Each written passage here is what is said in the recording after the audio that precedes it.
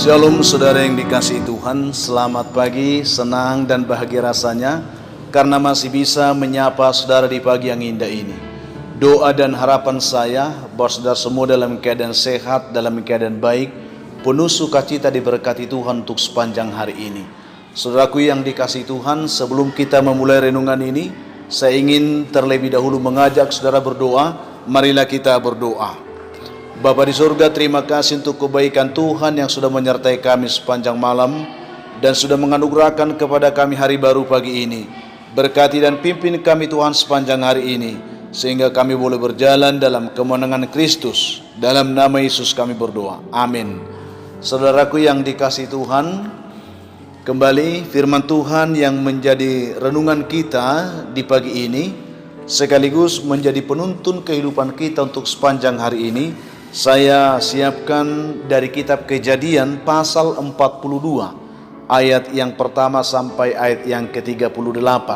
Saya meminta supaya saudara membuka Alkitab saudara dan membaca ayat ini secara keseluruhan setelah mendengarkan renungan ini, supaya tahu alur renungan yang akan kita bahas sebentar. Dan ayat yang akan memandu kita dalam renungan kita, saya akan baca satu ayat dari ayat 38, demikian bunyinya. Tetapi jawabnya, anakku itu tidak akan pergi ke sana bersama-sama dengan kamu, sebab kakaknya telah mati dan hanya dialah yang tinggal. Jika dia ditimpa kecelakaan di jalan yang akan kamu tempuh, maka tentulah kamu akan menyebabkan aku yang ubanan ini turun ke dunia orang mati karena duka cita. Demikian pembacaan ini saudara. Topik yang menjadi renungan kita dari pembacaan kita pagi hari ini adalah introspeksi diri atau menyalahkan orang lain atau menyalahkan yang lain saudara. Apa yang ingin kita belajar dari renungan pagi hari ini saudara? Ada seorang pemuda yang sedang belajar mengemudi mobil. Dalam kursus mengemudi mobil itu saudara, dia dituntun oleh seorang pembimbing dan dia dibawa ke sebuah lapangan terbuka untuk mengajari dia di sana tentang bagaimana cara mengemudi mobil dengan baik.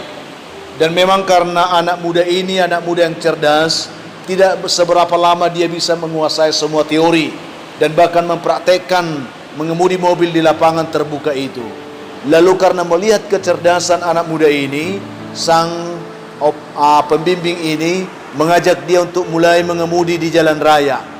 Dan memang saudara, ketika mereka memulai mengemudi di jalan raya, terbukti bahwa karena pemuda ini pemuda yang cerdas, dia dengan mudah dapat membuktikan bahwa dia bisa mengemudi mobil tersebut dengan baik di jalan raya itu. Lalu saudara, ketika mereka sedang berjalan di jalan raya itu, tiba-tiba pemuda ini meminggirkan mobilnya dan dia berhenti secara tiba-tiba, mendadak, membuat pembimbing itu begitu kaget saudara. Lalu dia mulai berkeluh kesah.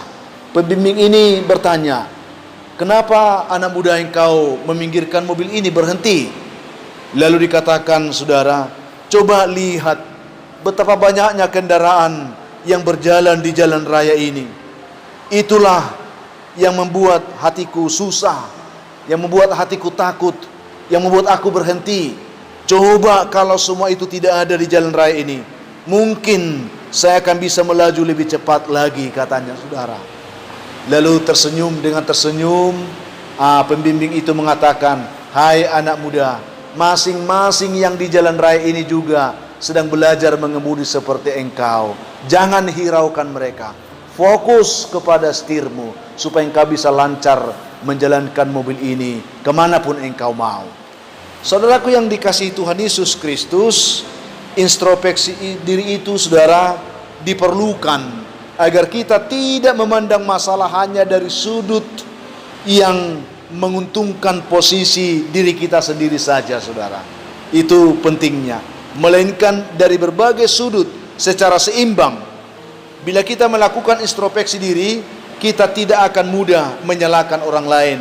Kita harus sadar diri, mengerti bahwa memang kita adalah pengemudi yang baru di jalan itu. Sehingga wajar kalau kita belum begitu menguasai semua teknik mengemudi di tengah kendaraan yang ramai itu saudara. Itu yang perlu.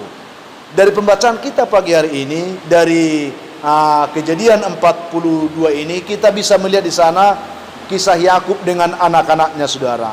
Di sana Yakub tidak pernah menyadari bahwa perlakuannya yang mengistimewakan Yusuf telah membuat anak-anak yang lain, saudara-saudara Yusuf yang lain, merasa cemburu kepada Yusuf. Dan pada akhirnya, saudara, mereka menjual Yusuf, dan Yusuf dibawa ke Mesir menjadi budak Potifar, saudara.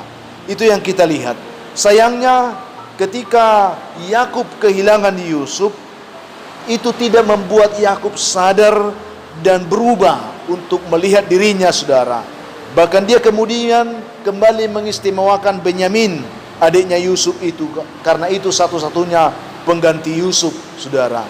Karena tidak bisa melakukan introspeksi diri itu, Yakub kembali melukai hati anak-anaknya yang lain dengan menuding mereka lah sebagai penyebab tidak adanya Yusuf dan Simeon di tengah-tengahnya, saudara, di hadapannya pada saat itu.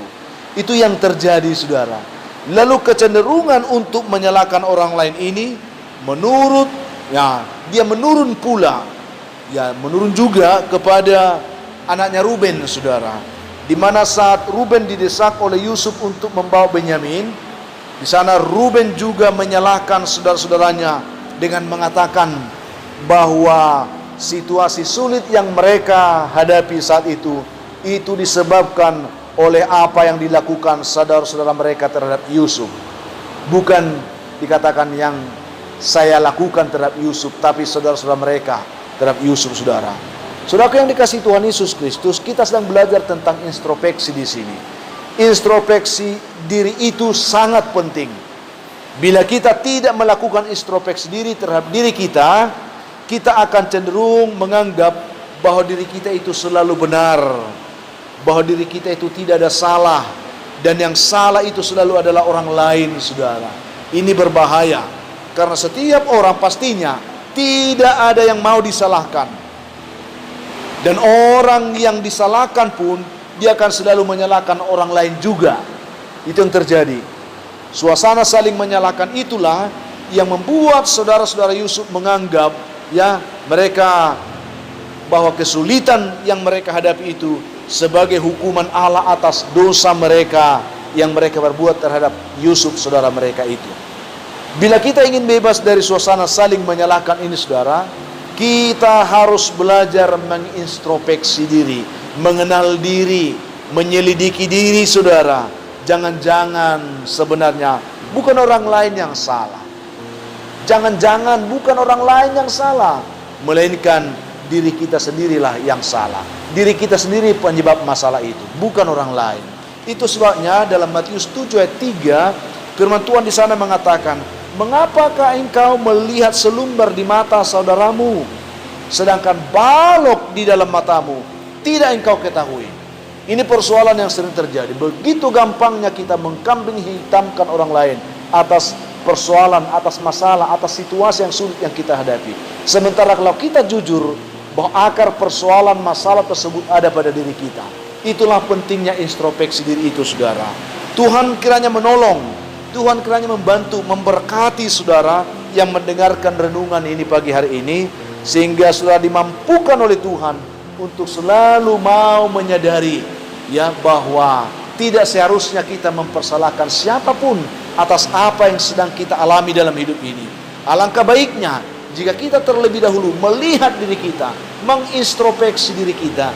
Jangan-jangan bahwa masalah yang kita hadapi memang benar adalah akibat dari perilaku kita, akibat dari perbuatan kita, akibat dari dosa kita, akibat dari kelalaian dan kealpaan kita di hadapan Tuhan. Itu yang penting, saudara.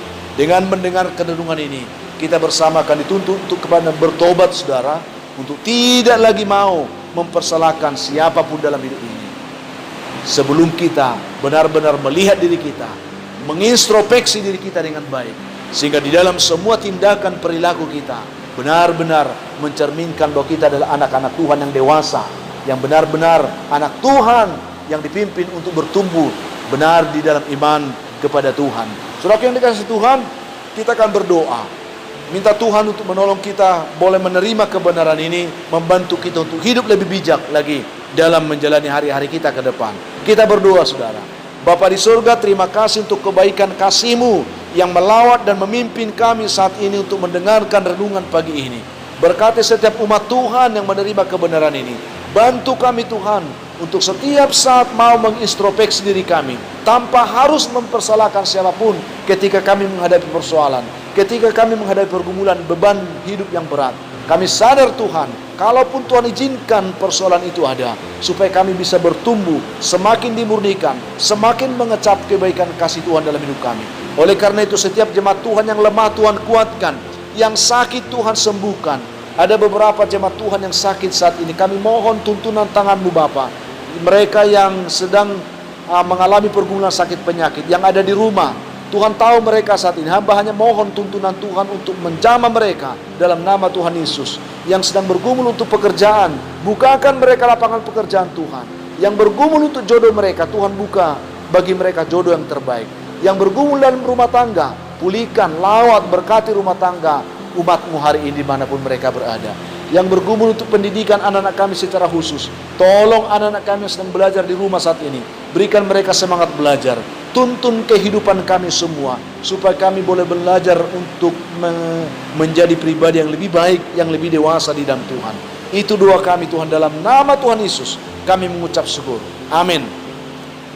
Saudaraku yang dikasihi Tuhan, kiranya lewat renungan ini kita diteguhkan, dikuatkan, dituntun bertumbuh dan diberkati oleh Tuhan sepanjang hari ini.